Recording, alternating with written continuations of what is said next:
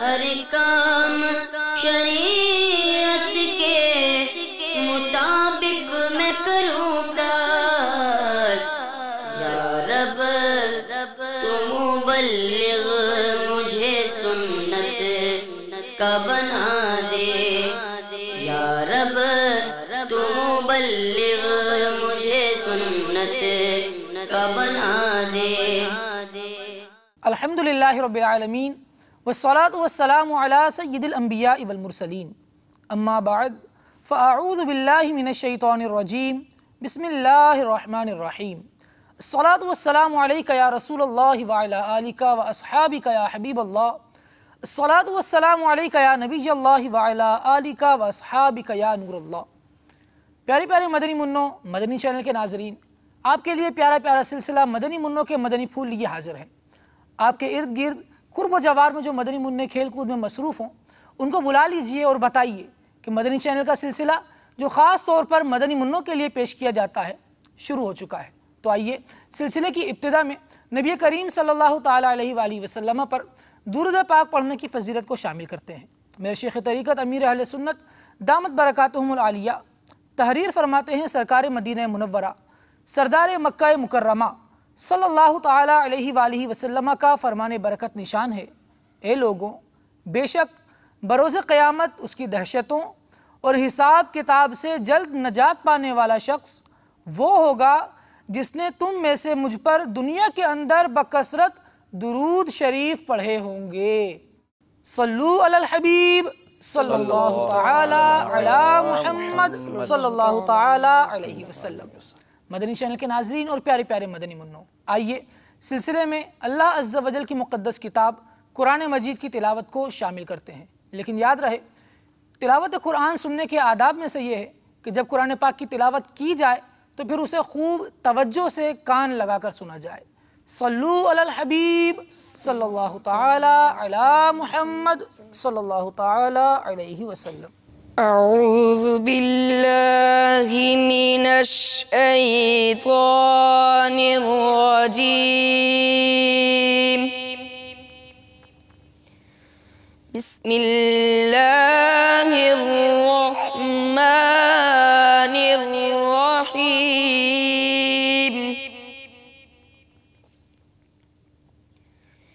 اذا جاء نصر اللہ والفتح ورأيت الناس يدخلون في دين الله أفواجا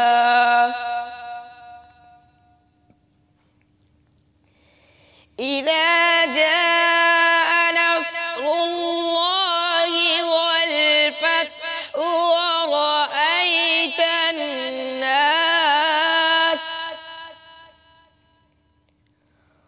ورأيت الناس يدخلون في دين الله أفواجا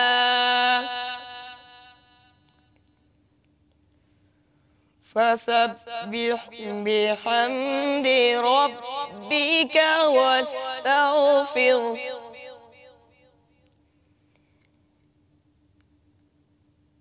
ورأيت الناس يدخلون في دين الله أفواجا فسبح بحمد ربك واستغفره إنه كان توابا۔ آمنت بالله صدق الله العظيم۔ سبحان اللہ سبحان اللہ، اللہ تبارک و تعالیٰ کا پیارا پیارا کلام ہم نے سننے کی سعادت حاصل کی، توجہ سے سنا ہوگا۔ اب آئیے مصطفیٰ کریم صلی اللہ تعالیٰ علیہ وآلہ وسلم کی نعت کو شامل سلسلہ کرتے ہیں اور جھوم جھوم کر پیارے آقا صلی اللہ تعالیٰ علیہ وآلہ وسلم کی نعت سنتے ہیں۔ صلو علی الحبیب صلی اللہ تعالی علی محمد صلی اللہ تعالی علیہ وسلم۔ سچی بات سکھاتے یہ ہیں، سیدھی راہ چلاتے یہ ہیں، سچی بات سکھاتے یہ ہیں، سیدھی راہ چلاتے یہ ہیں۔ اِنَّا أَعْطَيْنَاكَ الْكَوْثَرَ، اِنَّا أَعْطَيْنَاكَ الْكَوْثَرَ، اِنَّا أَعْطَيْنَاكَ الْكَوْثَرَ۔ ساری کثرت پاتے یہ ہیں، ساری کثرت پاتے یہ ہیں، سچی بات سکھاتے یہ ہیں، سیدھی راہ چلاتے یہ ہیں۔ ٹھنڈا ٹھنڈا میٹھا میٹھا، ٹھنڈا ٹھنڈا میٹھا میٹھا، ٹھنڈا ٹھنڈا میٹھا میٹھا، پیتے ہم ہیں پلاتے یہ ہیں، پیتے ہم ہیں پلاتے یہ ہیں، سچی بات سکھاتے یہ ہیں، سیدھی راہ چلاتے یہ ہیں، سچی بات سکھاتے یہ ہیں۔ کہہ دو رضا سے خوش ہو خوش رہ، کہہ دو رضا سے خوش ہو خوش رہ، کہہ دو رضا سے خوش ہو خوش رہ، مژدہ رضا کا سناتے یہ ہیں، مژدہ رضا کا سناتے یہ ہیں، سچی بات سکھاتے یہ ہیں، سیدھی راہ چلاتے یہ ہیں، سچی بات سکھاتے یہ ہیں، سیدھی راہ چلاتے یہ ہیں۔ سبحان اللہ، میرے امام اعلیٰ حضرت امام احمد رضا خان رحمۃ اللہ تعالیٰ علیہ کا پیارا پیارا کلام شامل سلسلہ کیا گیا۔ سچی بات سکھاتے یہ ہیں، سیدھی راہ چلاتے یہ ہیں۔ الحمدللہ مبلغ دعوت اسلامی ہمارے ساتھ سلسلے میں موجود ہیں، ان سے بھی گفتگو کا آغاز کرتے ہیں، اپنے ٹاپک کی طرف بھی آتے ہیں۔ السلام علیکم ورحمۃ اللہ وبرکاتہ۔ وعلیکم السلام ورحمۃ اللہ وبرکاتہ۔ کرسو ہمارے آج کے سلسلے کا موضوع اگر آپ ہی بتائیں تو بہت مناسب ہو۔ آج ہمارے سلسلے کا موضوع ہے جھوٹ۔ سلسلے کی ابتدا میں جو کلام ہم نے شامل کیا اس میں پیارے آقا صلی اللہ تعالیٰ علیہ وآلہ وسلم کی یوں نعت بیان کی گئی کہ سچی بات سکھاتے یہ ہیں، اور ہمارے سلسلے کا موضوع جھوٹ ہے۔ اب دیکھیے کہ مصطفیٰ کریم صلی اللہ علیہ وسلم ہمارے پیارے آقا یہ ہمیں سچی بات سکھاتے ہیں، سچائی کی تعلیم دیتے ہیں، اور اگر پھر امتی جھوٹ میں مبتلا ہو تو کتنی بری بات ہے۔ یوں سمجھ لیجئے سچ اور جھوٹ ان دونوں باتوں کو بطور ضد بھی پیش کیا جاتا ہے، یعنی بندہ سچ بولے گا جھوٹ سے بچ جائے گا، جھوٹ بولے گا تو سچ کیسے کہہ پائے گا، یعنی انسان سچ بولنے میں لگا رہے اور جھوٹ سے بچا رہے۔ آئیے قاری صاحب سے مزید ہم گفتگو کرتے ہیں اور معلوم کرتے ہیں کہ قاری صاحب یہ بتائیے کہ جھوٹ کسے کہتے ہیں، جھوٹ سے مراد کیا ہے؟ جھوٹ سے مراد یہ ہے کہ خلاف واقع بات بیان کرنے کو جھوٹ کہتے ہیں، یعنی ایسی بات جس کا حقیقت سے کوئی تعلق نہیں، ایسی بات کو جھوٹ کہتے ہیں۔ مثال کے طور پر جی چونکہ مدنی منوں کا سلسلہ ہے اور ہمارے مدنی منع مدرسۃ المدینہ میں قرآن پاک کی تعلیم حاصل کرتے ہیں۔ الحمدللہ۔ اب مدنی منع صبح مدرسے میں آئے، اپنے درجے میں حاضر ہوئے، قاری صاحب عموماً مدنی منوں سے پوچھتے ہیں کہ بیٹا آپ نے کل گھر پہ سبق یاد کیا؟ ہمارے شیخ طریقت امیر اہل سنت دامت برکاتہم العالیہ نے جس طرح بڑے اسلامی بھائیوں کے لیے نیک بننے کا نسخہ ماشاءاللہ 72 مدنی انعامات ماشاءاللہ بصورت سوالات عطا فرمائے ہیں، اسی طرح ہمارے شیخ طریقت امیر اہل سنت نے مدنی منوں کے لیے بھی 40 مدنی انعامات کا تحفہ عطا فرمایا ہے، ماشاءاللہ ماشاءاللہ۔ اور مدنی منع روزانہ ان مدنی انعامات کے مطابق فکر مدینہ بھی کرتے ہیں۔ یعنی میرا امیر علیہ سنت دامت برکاتہم العالیہ نے کوئی گوشہ چھوڑا نہیں ہے، جہاں بڑے اسلامی بھائیوں کے لیے تربیت کا سلسلہ ہے، ان کو نیک بننے کا نسخہ عطا فرمایا ہے، وہاں مدنی منوں کو بھی یہ تحفہ عطا فرمایا کہ مدنی منع اس پر عمل کریں۔ مزید ارشاد فرمائیے۔ تو قاری صاحب صبح مدرسے میں اپنے درجے کے آغاز میں مدنی منوں سے عموماً پوچھتے ہیں کہ بیٹا آپ نے کل گھر پہ سبق یاد کیا یا نہیں؟ چونکہ امیر علیہ سنت دامت برکاتہم العالیہ نے مدنی انعامات میں سے ایک مدنی انعام یہ بھی عطا فرمایا ہے کہ روزانہ 1 گھنٹہ گھر پہ سبق یاد کرنا۔ اللہ ماشاءاللہ، یعنی سبق میں ہی پختگی رہے، بچہ نیک بھی بنا رہے۔ الحمدللہ۔ تو روزانہ 1 گھنٹہ آپ نے گھر پہ سبق یاد کرنا ہے۔ مدنی منوں کے لیے امیر اہل سنت نے ان مدنی انعامات میں ایک مدنی انعام یہ بھی عطا فرمایا ہے۔ جی تو قاری صاحب مدنی منوں سے پوچھتے ہیں کہ بیٹا آپ نے کل گھر پہ سبق یاد کیا، اس مدنی انعام پہ عمل کیا؟ تو اب اگر کسی مدنی منع نے گھر پر سبق یاد نہیں کیا، کسی وجہ سے بھی یاد نہیں کر سکا مدنی منع، اور قاری صاحب کے پوچھنے پر اب مدنی منع نے خلاف واقع بات بیان کر دی، یعنی سبق یاد کیا نہیں تھا، بتا دیا کہ کیا ہے، جی خلاف واقع ہو گیا، خلاف واقع ہو، یعنی حقیقت کے برعکس، حقیقت کے برعکس ہو گیا، سچ کچھ اور تھا، اس کو چھپا دیا گیا، اور دوسری جانب اس کی روشن ہوئی، وہ جھوٹی ہوئی۔ جی ٹھیک، قاری صاحب یہ بھی ارشاد فرمائیے، یہ تو جھوٹ بولنے کی بات تھی جی جی کہ خلاف واقع بات کہہ دی گئی، وہ جھوٹ ہو گئی، کہ جھوٹ بولنے کی طرح جیسے آپ نے فرمایا کہ مدنی انعامات کی فکر مدینہ بھی کی جاتی ہے، تو اس صورت میں کیا کوئی جھوٹ بولنے کی طرح لکھنے کا بھی کوئی گناہ ہوگا؟ جی ہاں، جس طرح جھوٹ بولنا گناہ ہے، اسی طرح جھوٹ لکھنا بھی گناہ ہے۔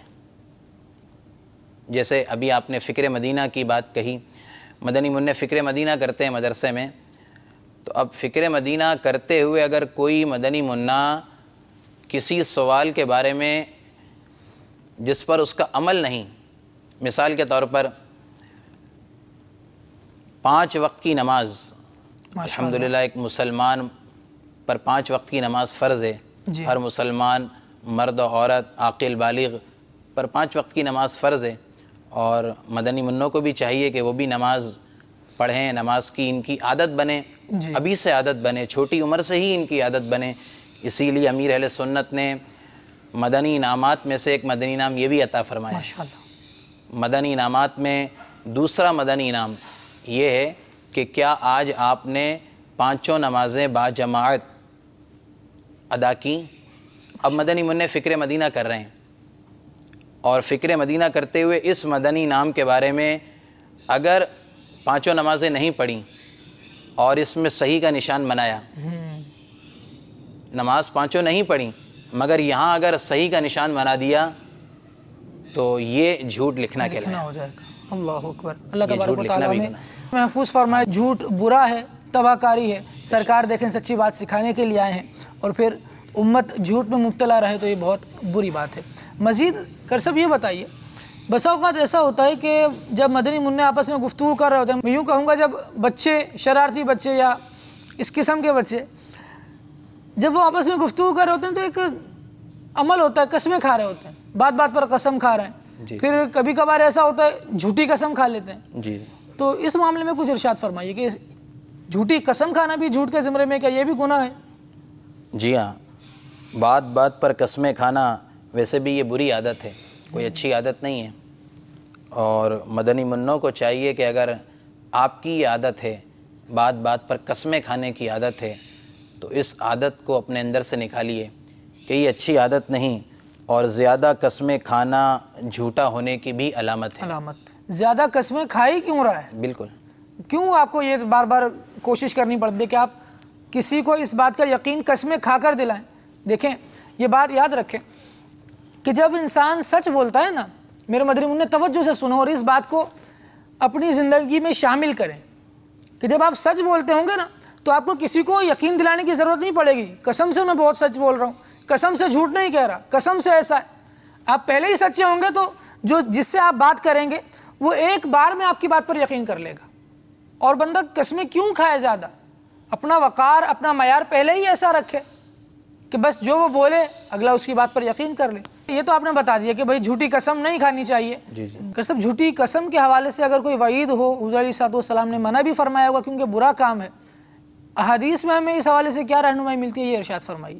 رسول بے مثال بی بی آمینہ کے لال صلی اللہ تعالی علیہ وآلہ وسلم کا فرمان عالی شان ہے، اللہ عز و جل کے ساتھ شرک کرنا، والدین کی نافرمانی کرنا، کسی جان کا قتل کرنا اور جھوٹی قسم کھانا کبیرہ گناہ ہے۔ استغفر اللہ، یعنی یہ گناہ کبیرہ میں شامل ہے، بڑے گناہوں میں شامل ہے۔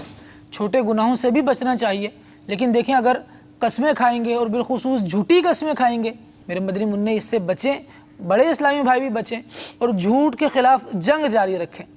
جھوٹی قسم کھانا برا ہے، اس بری عادت کو نکالیے۔ جھوٹ بولنا برا ہے، اس بری عادت کو بھی نکالیے۔ اب ہم یہ معلوم کرتے ہیں کہ جھوٹی قسم کی ابتدا کیسے ہوئی، جھوٹی قسم سب سے پہلے کس نے کھائی؟ آئیے یہ سوال ہم اپنے سلسلے میں شامل کرتے ہیں۔ جی ہاں، سب سے پہلے جھوٹی قسم، پیارے پیارے مدنی منوں اور مدنی چینل کے ناظرین، سب سے پہلے جھوٹی قسم کھانے والا کوئی اور نہیں، ہمارا دشمن، جسے قرآن پاک نے کہا کہ یہ تمہارا کھلا دشمن ہے۔ اِنَّهُ لَكُمْ عَدُوٌّ مُبِينٌ۔ قرآن پاک میں یہ آیت متعدد مقامات پر نازل ہوئی۔ تو شیطان ہمارا کھلا دشمن ہے، اور یہ شیطان ہے جس نے سب سے پہلے جھوٹی قسم کھائی۔ اللہ اکبر، اس برائی کی ابتدا بھی اسی سے ہوئی ہے، شیطان سے ہوئی کہ اس نے جھوٹی قسموں کی بنیاد رکھ دی۔ اللہ عز و جل ہمیں جھوٹی قسموں سے محفوظ فرمائے۔ کر صرف اس کے حوالے سے مزید کیا معلومات عطا فرمائیں گے؟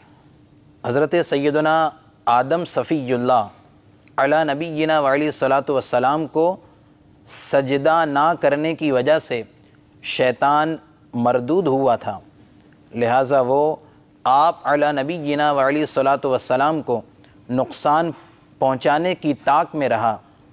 اللہ عز و جل نے حضرت سیدنا آدم و حوا علی نبینا وعلیہ الصلوۃ والسلام ورضی اللہ تعالی عنہا سے فرمایا کہ جنت میں رہو اور جہاں دل کرے بے روک ٹوک کھاؤ، البتہ اس درخت کے قریب نہ جانا۔ شیطان نے کسی طرح حضرت سیدنا آدم علی نبینا وعلیہ الصلوۃ والسلام اور حوا رضی اللہ تعالی عنہا کے پاس پہنچ کر کہا کہ میں تمہیں شجر خلد بتا دوں۔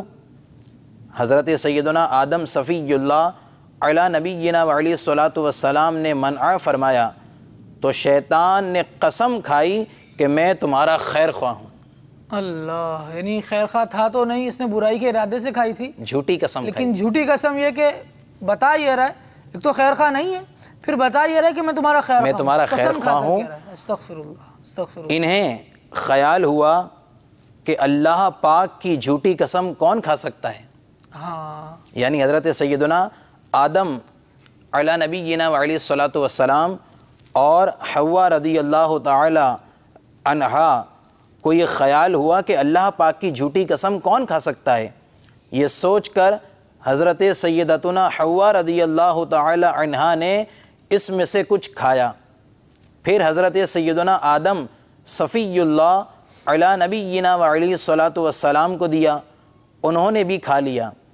اللہ تبارک و تعالی قرآن پاک میں پارہ نمبر 8 سورۃ الاعراف کی آیت نمبر 20 اور 21 میں ارشاد فرماتا ہے، ترجمہ کنز الایمان۔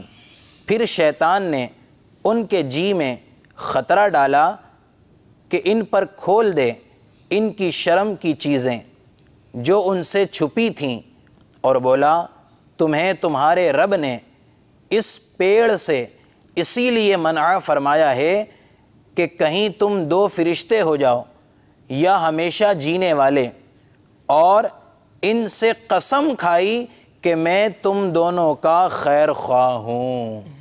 یعنی شیطان تھا، اس نے شیطانی کر دی۔ میرے مدنی منع دیکھیں اب کتنی بری صفت ہے نا یہ۔ شیطان تو اپنی شیطانی سے باز نہیں آتا، لیکن مدنی منوں کو اپنی شرارتوں سے باز رہنا چاہیے۔ بچیں، شیطان کھلا دشمن ہے، بڑے کارے وار کرتا ہے، بہت خطرناک وار کرتا ہے، ہمیں اس سے بچنا پڑے گا۔ اور بچنے کے لیے مدنی چینل کا سلسلہ دیکھیں۔ آج دیکھیں جھوٹ ہمارا موضوع ہے، جھوٹ کے حوالے سے ہم انشاءاللہ زبردست مزید معلومات کو شامل کریں گے۔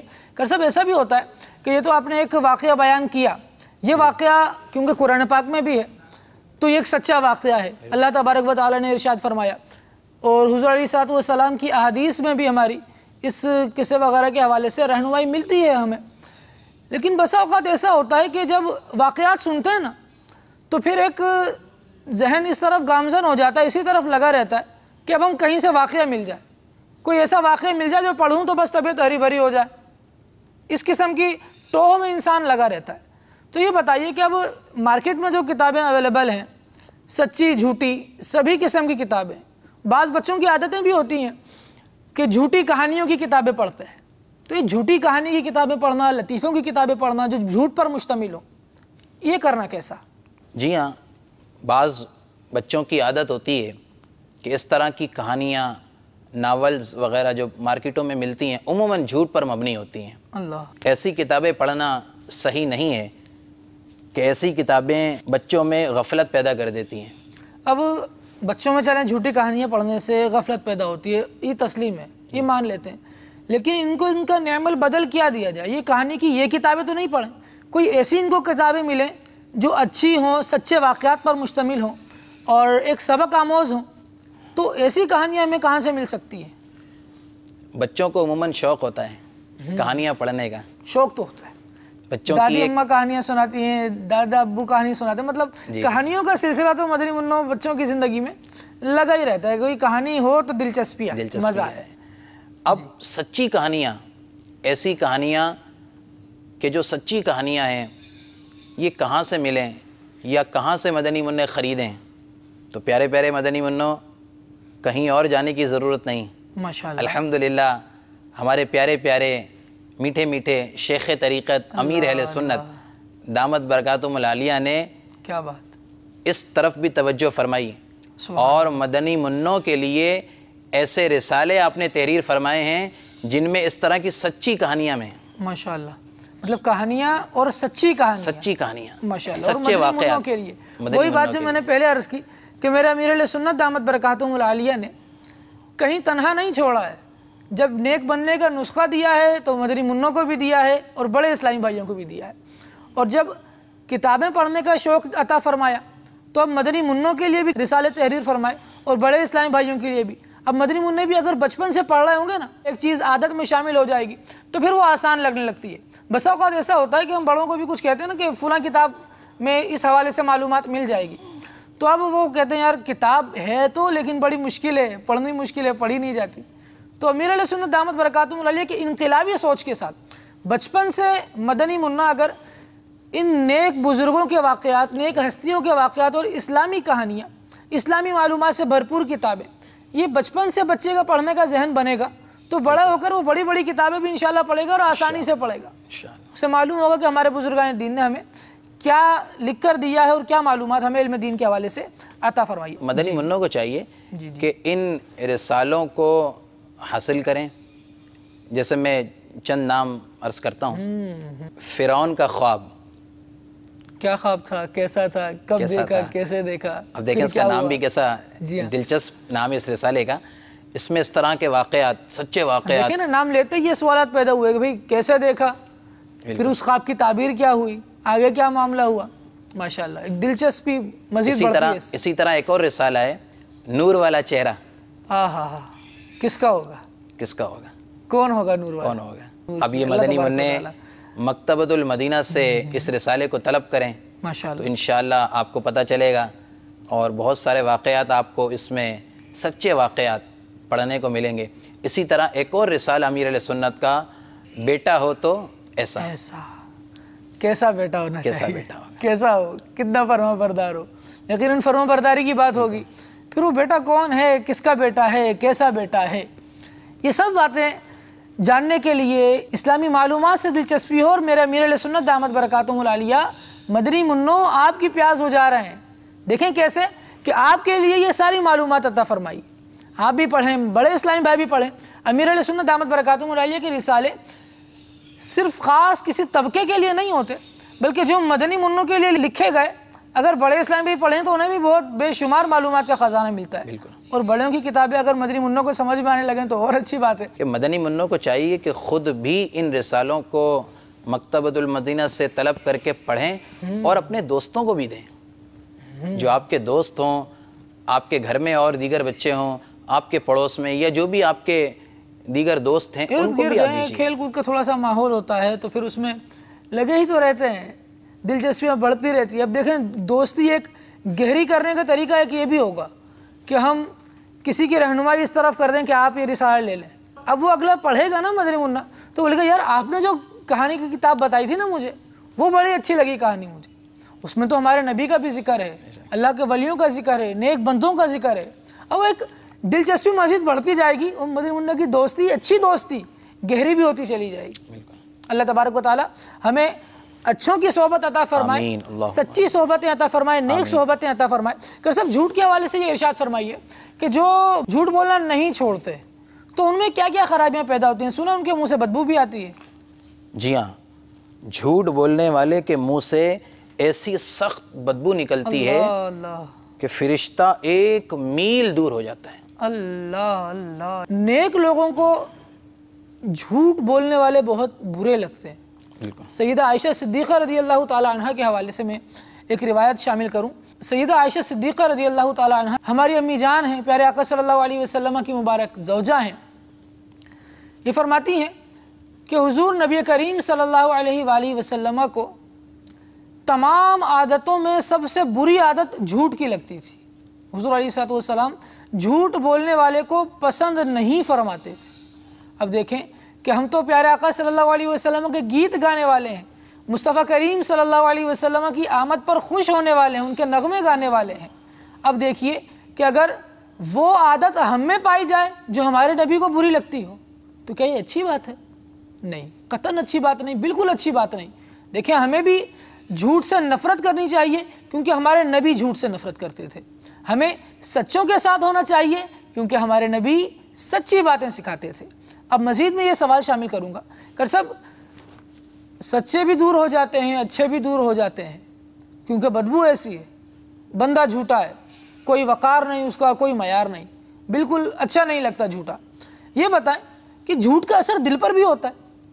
جی ہاں، جھوٹ کا اثر بالکل دل پر بھی ہوتا ہے، اور اس کے بارے میں آتا ہے کہ جھوٹ بولنے سے دل کالا سیاہ ہو جاتا ہے۔ کتنا برا اٹیک ہے، اچھا خاصا دل کالا ہو جاتا ہے۔ ایک تو ہوتا ہے نا دنیاوی ایک مرض ہے کہ دل کا اٹیک ہوتا ہے، وہ تو ایک دنیاوی مرض ہے، مگر یہ اس سے بھی زیادہ خطرناک مرض ہے، یہ اٹیک اس سے بھی زیادہ خطرناک ہے۔ میں یہاں کر سب یہ بات عرض کروں گا کہ جب بندہ جھوٹ بولتا ہے نا تو مثال مشہور ہے کہ ایک جھوٹ کو چھپانے کے لیے 100 جھوٹ بولنے پڑتے ہیں، اور جھوٹ وہی جھوٹ کا جھوٹ رہتا ہے، سچ وہ کسی صورت پھر نہیں ہو پاتا۔ تو اچھا یہی ہے کہ انسان سچا رہے، سچوں کے ساتھ رہے، اچھا رہے گا اور اچھوں کے ساتھ رہے گا۔ اب اگلا سوال میں کر صاحب سے یہ کروں گا کہ صاحب اگر کوئی جھوٹ بولنا پھر بھی نہیں چھوڑتا، اس کو سمجھایا جائے کہ بری بات ہے، اچھے لوگوں کا کام نہیں ہے، پھر بھی نہیں چھوڑتا، تو یہ بتائیے کہ دنیا میں تو اچھے لوگوں سے دور ہو ہی گئے، اب اس کو صحبت ہی بری ملی، آخرت میں کیا اس کو پھر اچھوں کی صحبت مل پائے گی؟ جھوٹ بولنا پیارے پیارے مدنی منوں کبیرہ گناہ ہے، یعنی بڑا گناہ ہے، بہت بری عادت ہے۔ جھوٹ سے ہمیں سچی توبہ کرنی چاہیے اور ہمیشہ سچ بولنے کی اپنی عادت بنانی چاہیے، اگر ہم نے ایسا نہ کیا، جھوٹ کی اس عادت کو اپنے اندر سے نہ نکالا، تو میں آپ کو ایک حدیث پاک عرض کرتا ہوں۔ ہمارے پیارے آقا دو عالم کے داتا صلی اللہ تعالی علیہ وآلہ وسلم کو خواب میں جھوٹ بولنے والے کی یہ سزا دکھائی گئی کہ اس کو گدی کے بل یعنی چت لٹایا ہوا تھا، اور ایک شخص لوہے کا چمٹا لیے اس پر کھڑا تھا، اور وہ ایک طرف سے اس کی بانچ یعنی گال چمٹے سے پکڑ کر گدی تک چیرتا ہوا لے جاتا۔ اس طرح آنکھ اور ناک کے نتھنے میں چمٹا گھونپ کر چیرتا ہوا گدی تک لے جاتا۔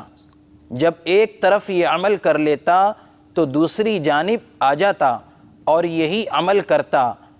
اتنی دیر میں پہلی جگہ اصلی حالت میں آ جاتی، پھر پہلی جگہ کو اسی طرح چیر پھاڑ ڈالتا۔ جھوٹ بولنے والے کو یہ سزا قیامت تک ملتی رہے گی۔ استغفر اللہ، اللہ تبارک و تعالی ہمیں محفوظ فرمائے۔ آمین۔ دیکھیں ایک تو دنیاوی نقصانات، پھر آخرت میں کتنا عذاب ہے۔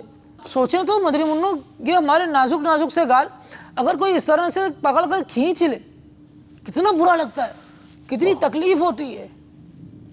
اللہ نہ کرے کہ یہ تکلیف ہم پر مسلط کی جائے، اور پھر ایک بار نہیں بار بار ایک جبڑا کھینچا جائے، دوسرا ناکوں کے نتنے، آنکھیں اس طرح سے کھینچ کر پیچھے گدی تک لے جائی جائیں۔ اللہ اکبر۔ سوچیں کبھی تھوڑا سا چیرا لگ جاتا ہو ہاتھ میں، کچھ زخم آ جاتا ہو، کتنی تکلیف ہوتی ہے، کتنا برا لگتا ہے، کتنی اذیت ہوتی ہے۔ سہ پاتے نہیں نا؟ بہت برا ہے یہ جھوٹ بولنا۔ اس کو چھوڑ دیجئے، آج یہ نیت کر لیجئے کہ جھوٹ کے خلاف جنگ جاری رہے گی، جھوٹ کے خلاف جنگ جاری رہے گی۔ ہم جھوٹ بولیں گی بھی نہیں اور جھوٹ بولنے والوں کا بالکل ساتھ بھی نہیں دیں گے انشاءاللہ۔ اللہ تبارک و تعالی ہمیں سچوں کے ساتھ رکھے، اچھوں کے ساتھ رکھے۔ رب العالمین مصطفیٰ کریم صلی اللہ علیہ وسلم کا ہمیں قرب عطا فرمائے، آمین۔ میری امی جان سیدہ عائشہ فرماتی ہیں کہ جب حضور علیہ السلام کی محفل میں بیٹھ کر کوئی جھوٹ بولتا تو حضور صلی اللہ علیہ وسلم اس کی بات کو اپنے دل میں رکھ لیتے، یعنی اس کو دل میں برا جانتے۔ جہنم میں لے جانے والے اعمال میں یہ حدیث مبارکہ نقل کی گئی ہے کہ حضور علیہ السلام اس کو برا جانتے تھے کہ یہ بات کم ہے، حضور علیہ السلام سے تو ہم نے شفاعت لینی ہے۔ ذرا میدان حشر میں ہم دیکھیں کہ حضور علیہ السلام کے علاوہ ہمیں کس کی شفاعت ملنی ہے۔ حضور کے ہاتھوں سے ہم نے جام کوثر لینے، اس کے علاوہ پیاس بجھانے کا کیا آسرا ہے؟ سلم سلم کی ڈھارس ہوگی تو ہم نے پل سے پار چلنا ہے۔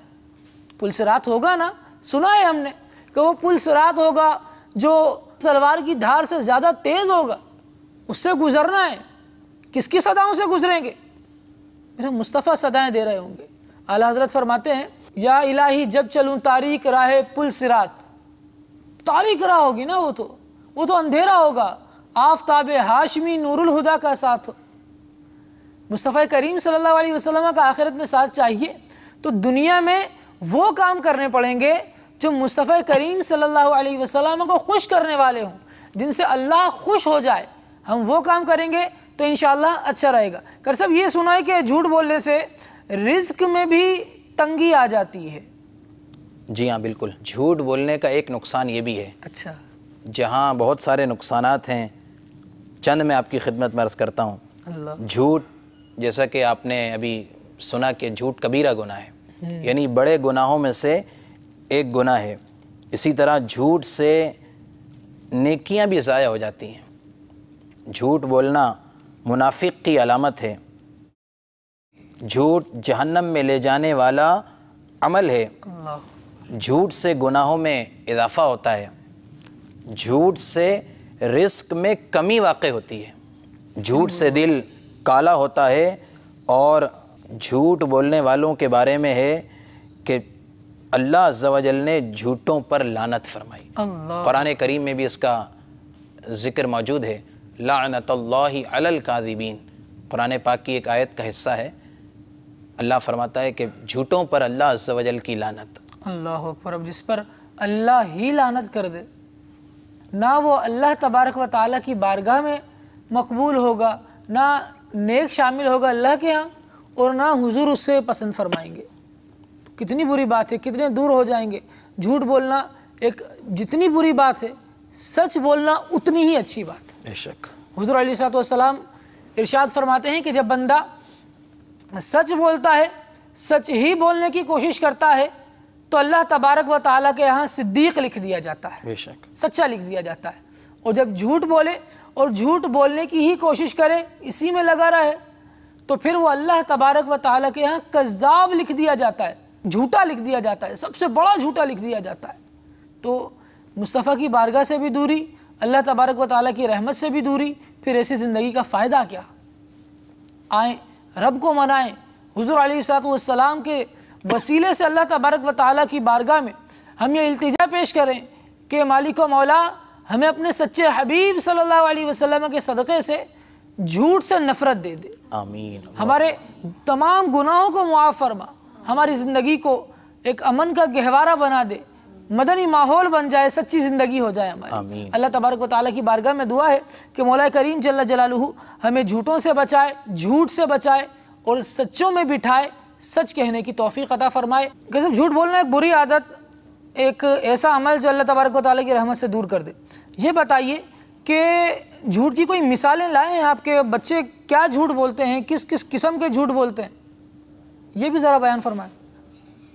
جی ہاں، بالخصوص ہمارے مدنی منع یا دیگر بچے بھی اب مدنی منوں کو صبح نماز کے لیے ان کی والدہ اٹھاتی ہیں کہ نماز کا وقت ہو گیا بیٹا اٹھو، نماز پڑھو، اور پھر مدرسے کی تیاری، مدرسے بھی جانا ہے۔ اب مدنی منوں کا دل نہیں چاہ رہا۔ ہاں، ایک دفعہ اٹھ گئے تو پھر والدہ سونے تھوڑی دیں گی، والدہ بولیں گے چلو اب مدرسے بھی جاؤ۔ تو اب صبح کے وقت سردیوں میں خاص طور پر دل نہیں چاہتا گرم گرم بستر اور لحاف سے باہر نکلا جائے، سردی ہے، ٹھنڈ ہو رہی ہے، ہوا چل رہی ہے۔ اب بچے عموماً اس طرح کرتے ہیں کہ اب دل نہیں چاہ رہا اٹھنے کا، نماز کے لیے اٹھنے کا دل نہیں چاہ رہا، یا مدرسے کے لیے آج چھٹی کا دل چاہ رہا ہے۔ اب عموماً بچے یوں جھوٹ بول دیتے ہیں، امی میرے پیٹ میں درد ہو رہا ہے، پیٹ بہت دکھ رہا ہے، پیٹ میں درد، سر میں درد ہو رہا ہے۔ سر میں درد ہو نہیں رہا، پیٹ میں درد ہو نہیں رہا، یہاں جھوٹ بولا، اللہ برا کیا۔ دل نہیں چاہ رہا، سستی، چھٹی کا دل چاہ رہا ہے، چھٹی کا بولیں گے کہ ایسے ہی چھٹی کروا لو تو چھٹی امی کروائیں چھٹی گے، نہیں کرائیں گی، زبردستی اٹھا کر بھیجیں گی۔ اب بچے یوں جھوٹ بول دیتے ہیں۔ اب ظاہر والدہ کو تو نہیں معلوم نا کہ آپ بچے کے پیٹ میں درد ہو بھی رہا ہے کہ نہیں۔ وہ آلہ کیسے ایجاد کیا جائے جو لگا کر پتہ چل جائے کہ کتنا درد ہو رہا ہے اور کیسا درد ہو رہا ہے۔ ایسی کوئی ظاہری بیماری نہیں، کوئی چوٹ لگے تو وہ تو زخم نظر آ جاتا ہے، مگر ظاہر درد کوئی نظر تو نہیں آتا۔ اب بچے عموماً یہ بولتے ہیں، بخار کا کہہ نہیں سکتے کہ وہ بخار کا جسم کہہ نہیں تپتا ہے سکتے، تو وہ پتہ چل جاتا ہے۔ تو پیٹ میں درد ہو رہا ہے امی، پیٹ میں بہت درد ہو رہا ہے، وہ سر میں بہت درد ہو رہا ہے امی۔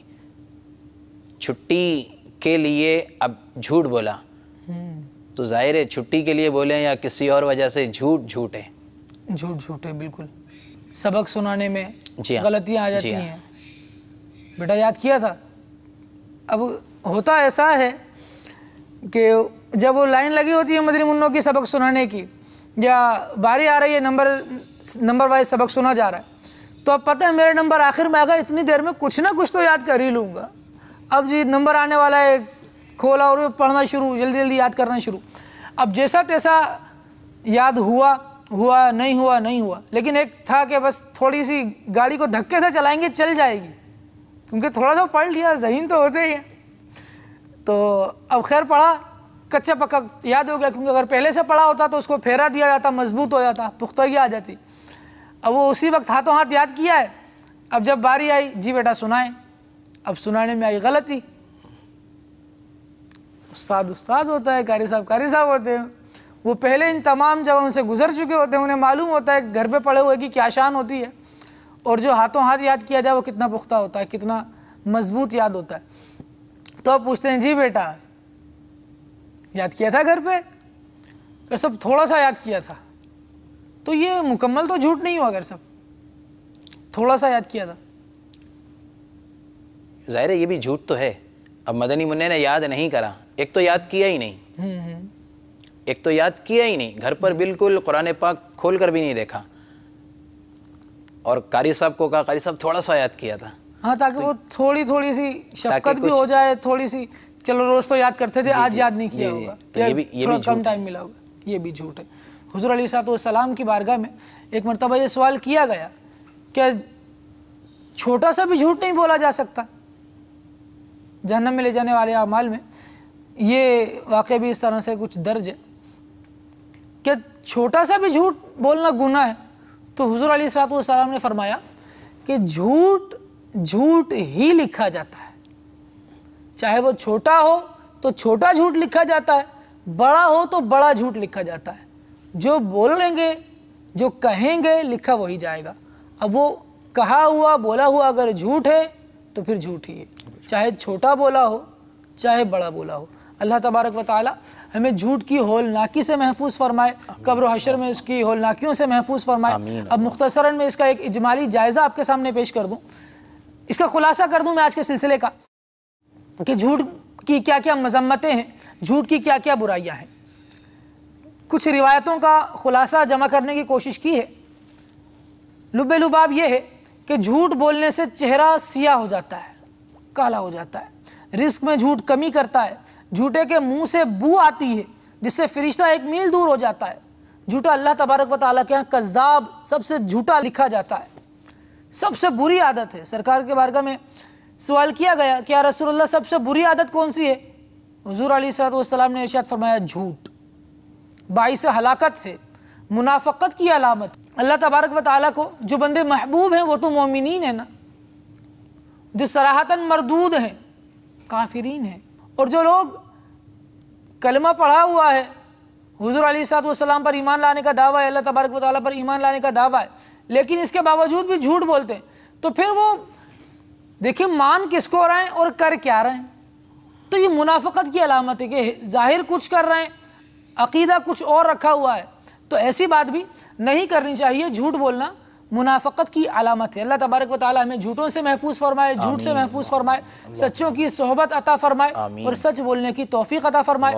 مدنی چینل کے سلسلے دیکھتے رہیے، معلومات میں انشاءاللہ عز و جل اضافہ ہوتا رہے گا۔